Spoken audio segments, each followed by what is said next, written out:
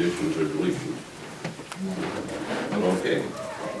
With that, we'll move right on in, and we're going to ask, are we waiting for a few more, Jay? She's just coming in now. There you go. There you go. Lily? You're very first, Lil. Thanks for punctuality. So before the board today is Lily Frank. As you know, she was hired in the Adult Community Justice Department January 1 of 2018 as a probation officer. And as I mentioned before, Lily had the drive to take her career to the next level. So her and I had sat down about October of 2017 and kind of outlined what steps and how things could go to make sure she could receive her certification, which she has received. And Lily put her mind to it and tackled all those tasks that needed to be done. Lily went to the academy in June of 17, or June of 18, graduated, came back and worked hard on her training manual, and we shipped that off at the end of January, and the board at the police academy certified her on March 2nd of 2019. So it's my honor and pleasure to present to the board Lily Frank, who is now a certified probation officer, and the honeymoon is over. Now that we're working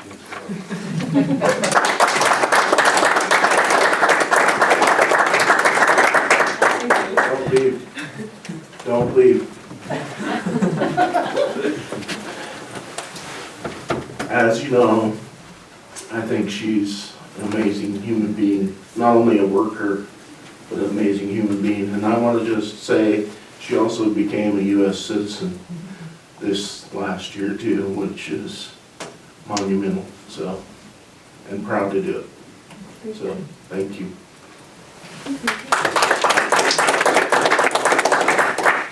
So I get a chance to speak. Naturally, Lily, so honored to have you as an employee of Lake County. The drive, the compassion, the commitment, the things that you do and what you stand for. And whenever I get to visit with you one-on-one, it really comes out of how driven you are. Makes us all very proud to have an employee like you, and for you to push yourself and get where you've gotten. Thank you. Appreciate you very much. Thank you. Thank you.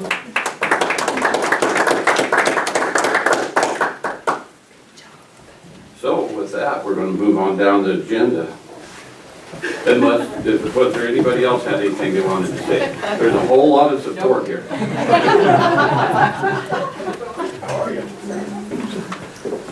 Thanks everybody for coming. Mr. Greer, you're up next. This is on an IGA between Marion County and Lake County, and this is something I would like to act on today because of it has to be ratified. I'll let Jake go through the explanation on that.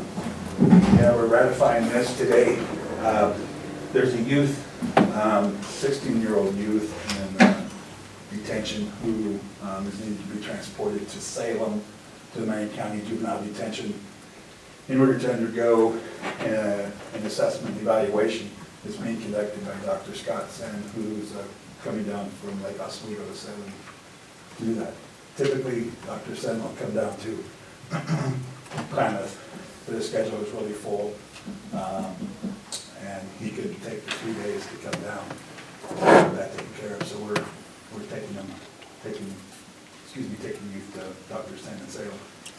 So what this agreement does, Marion County charges $162 a night for detention. So I'm leaving here momentarily into Klamath and transporting him to Salem, and he'll be housed tonight, tomorrow night. I'll bring him back Thursday, launch him back in Klamath detention. So the reason for the ratification is it had to be signed and entered into prior to today, since we're heading that way today. And I didn't get it back from Marion County until middle of last week. So I was able to get with Commissioner Winters and we signed it and forwarded it back so we can make our reservation. So with that, I apologize to Melanie. I would like to begin the draft with ratification, go ahead and act on that today and take it up the agenda tomorrow.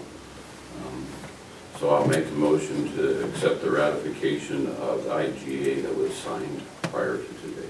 I'll second that motion. Motion's been made and seconded. Further discussion? All in favor, say aye. Aye. Aye. Motion carries. It's absolutely official. Thank you, Dave. Good work on that. Kevin Hawk, you're up next. We start out with the chip seal oil quotes. Good morning. Good morning. Good morning. So, chip seal, 2019 construction season chip seal oil. Quotes out to the two vendors that are available that we historically get prices from. Both this year very competitive. I believe that, I wrote it down here, the difference was about $1,400 between the two of them. So this dollar amount is greater than what we've historically done, but in mobilization and so forth, rock crushing, all the incidental expenses of seal coat, we're going to do all of the asphalt in Warner Valley. So the award would be to Idaho Asphalt for $908,405.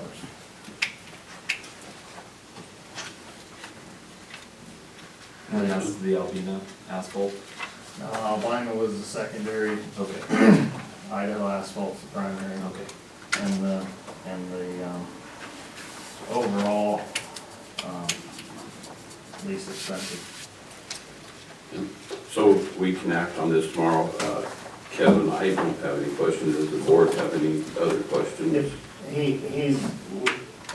Historically, we utilize Idaho.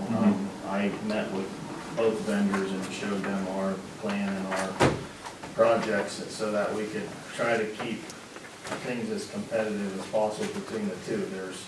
There's not a great deal of vendors available for us, and so in order for us to shop, if you will, but they both came back, and the difference on the whole volume of oil is, I think, 1,400 and some change, so the two of them are very competitive. And the outstanding, or the elephant in the room on oil, is that we don't have control over the asphalt index. All we can do is be as competitive as possible and regionally plan, same information you heard at the road advisory, so that's what we're trying to do. And I believe you were corresponding with Jim Bailey about this as well. Just, Any other questions? no, not really. Looks good to me. In past years, there was Western Emulsion, that was a third available quote. These companies absorb one another, and so the Idaho Asphalt actually absorbed that. Oh, That was the company that used to be in Lake City. So as far as options of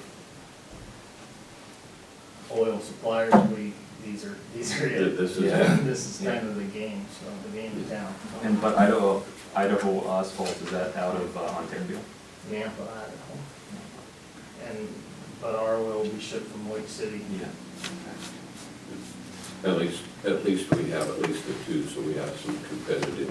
Yeah, and that's all I can try to do, is take the two of them and show them the work that we have and what we want to do, and make them compete, knowing that they're competing against one another instead of just doing a single source. And knowing that they are competing, it's likelihood that we're getting a pretty good price. We're getting the best possible Yeah. price that the asphalt index allows for, which again, we don't have any control over, so. Correct.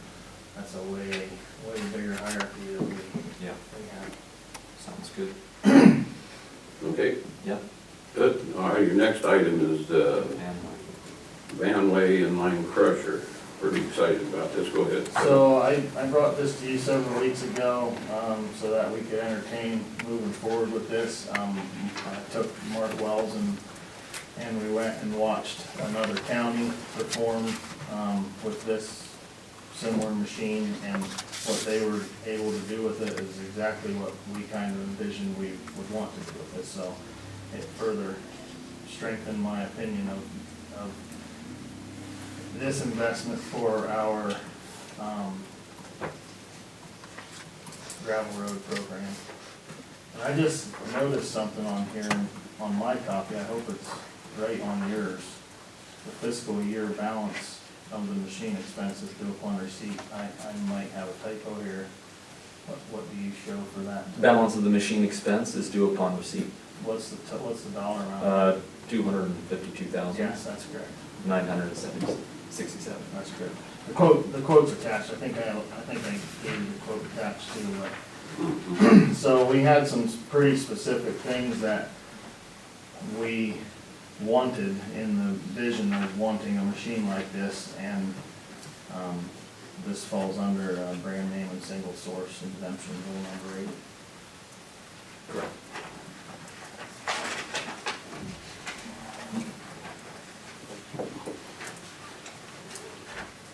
Any other questions? I guess, Kevin, I just think this is a great thing. It's going to do some efficiencies, it's going to do some things on our roads that needs to be, and the way you've been able to lay out the payment structure and get this ordered and get it online, I appreciate that very much. This machine's really gonna, this machine, although it's a significant investment up front, is really gonna save us money in the future. We're gonna be able to have 7 and 10-year plans on the rotational cyclical maintenance on these gravel roads, where all the material will be able to be utilized and put back on the surface, rather than contracting and rock crushing and hauling hundreds and hundreds of miles, burning diesel fuel and wearing trucks out. We're gonna do this all on site, so. Yeah. And I guess it probably should be said, road advisory was in support also. All the members, yeah. Mm-hmm. So if you have specific questions, I probably, we got into some of the specifics at the road advisory, but we've done as much homework on this, as we need to, and we need to move forward. So the specifics of it are in negotiating with this organization to accept, out of 2 different fiscal years, and that's important here, $1,000 down to get this machine started, because they don't have a whole fleet of these things lined up for sale. They buy them as you order them. 100,000. 100,000, what did I say? Then you said 1,000, but that, 100,000, sorry. yeah, that's fine. And then, 95,000 by August 8th, I believe. Yes. It's in the cover letter. Yes, it is. Yeah. In the fiscal year 2019. 95,000. All right, any other questions? No, this is great. We've talked about this for months, and Yep. I think So we'll act on that tomorrow. Great. Appreciate it. And don't have anything else unless you I have. have, yeah, the last one should be the surface transportation fund. It was attached with the oil one. Oh, was it? Let me see. Surface Oh, yes, it transportation was. program. I did see that in the back.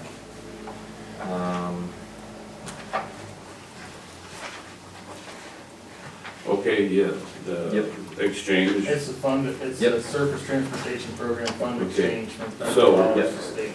So for the record, we need to put that on as an addition, this, make sure we're following the rules, especially where we're exchanging dollars.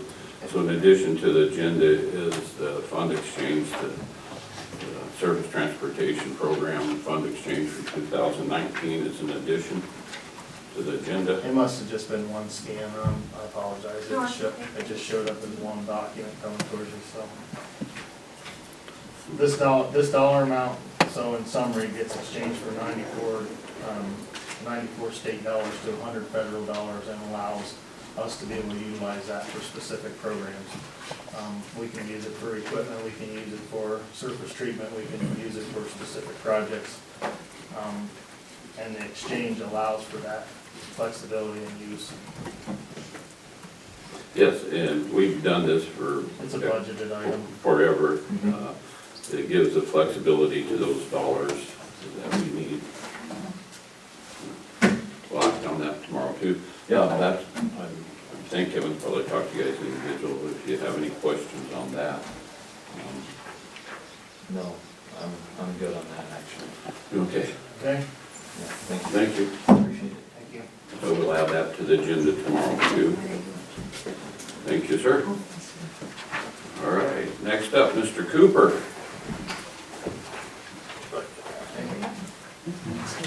Morning, Commissioner. Good morning. Morning, Joe. Good morning, Mr. Rogers.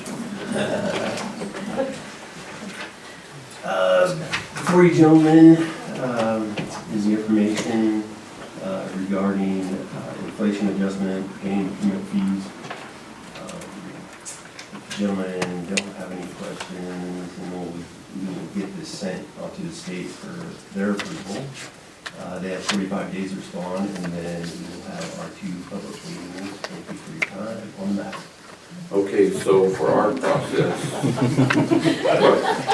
for our process and the fee ordinance, when are we slated to have our hearings for our fee ordinance?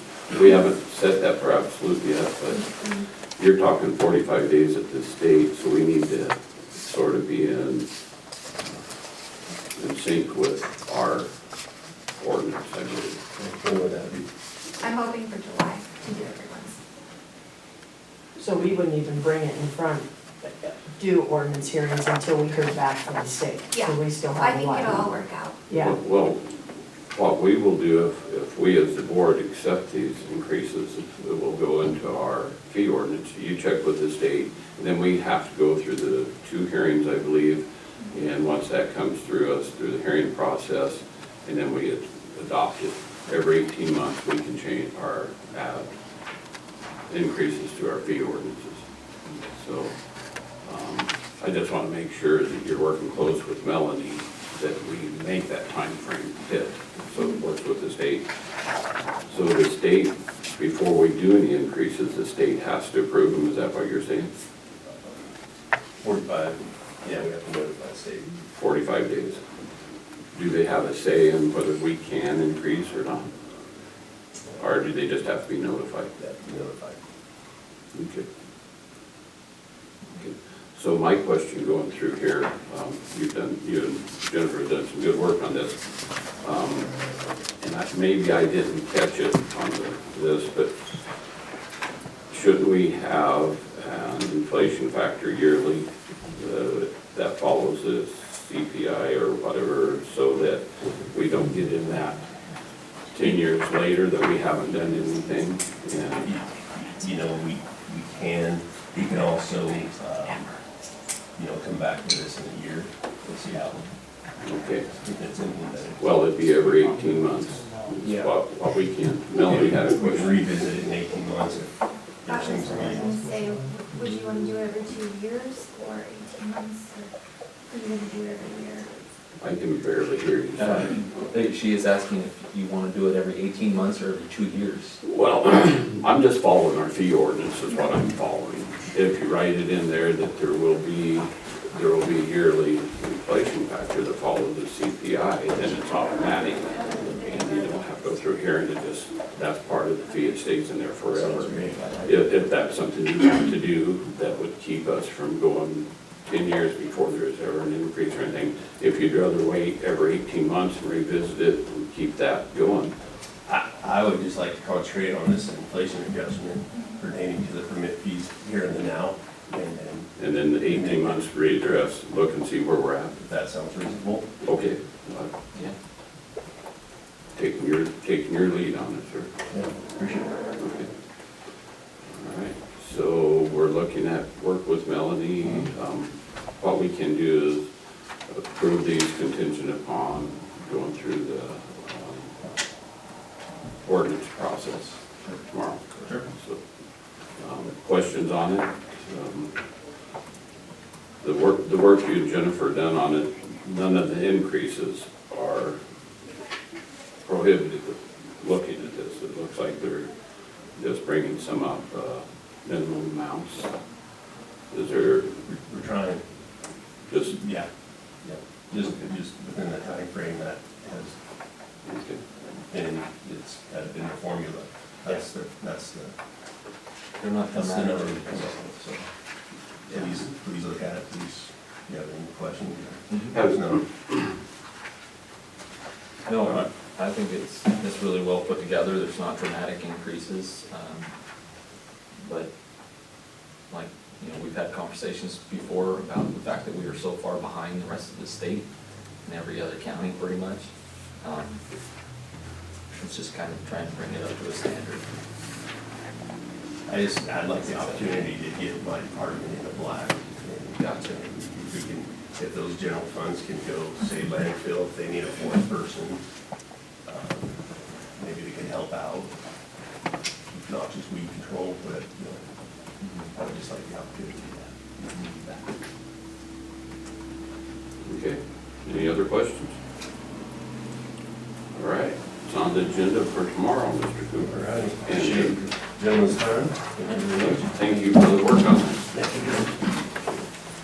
Okay, Ms. Crumrine, you're up next.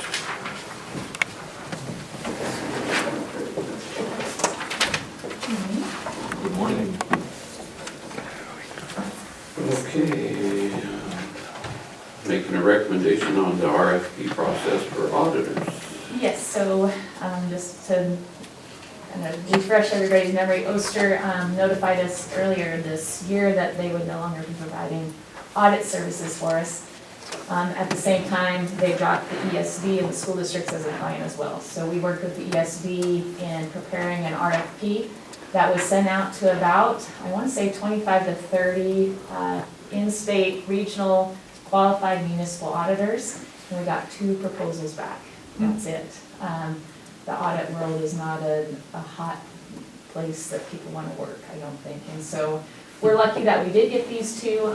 Jim Bailey did review both of them. They both are, responsive, and there's, how do you say it? There's no red flags with either one of them. So Jay, Nikki, and I sat down yesterday and did some rankings. We stated in the RFP that the cost wouldn't necessarily be the factor. The first part is just looking at the technical qualifications of each firm, ranking them that way, and then looking at the cost. And so we were all in sync picking Umpqua Valley Financial for a couple of different reasons. One is that they have spent a lot of time recently with all the audit world changes and kind of streamlining the whole process. Where you think of an audit and you think of all the boxes of paper that come up into this room and that we shuffle around and move back and forth, they're moving toward a more risk-based audit approach that maybe doesn't look at every single, not that they ever look at every single transaction, but a different way of approaching an audit and the risks that they need to look at.